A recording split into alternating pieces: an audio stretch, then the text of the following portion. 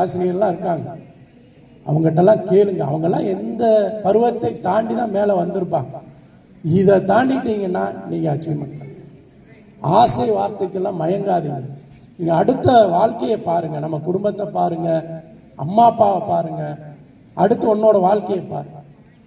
அதனால் நீ 18 வயது 17 வயதில் ஓடணுன்னா அவன் விட்டுட்டு போயிட்டான்னா 100% நான் சொல்கிறேன், என்னோட அனுபவத்தில் சொல்கிறேன். இந்த மாதிரி இன்னைக்கு 5 பேர் போகிறாங்கல்ல, ஒரே மாதத்தில் திரும்பி வந்துடுவாங்க. 100% வெற்றி அடைந்ததாக சரித்திரமே கிடையாது. நான் அது போலீஸ் அதிகாரியாக சொல்றேன். அதனால் தயவு செய்து இந்த காலகட்டங்களில் நீங்கள் பெண்கள் குறிப்பாக படிக்கணும். ஒரு சமூகம், முன்னேறிய சமூகம் எப்போ சொல்லுவாங்கன்னா பெண்களுடைய கல்வியை தான் அளவுகோலாக வைப்பாங்க.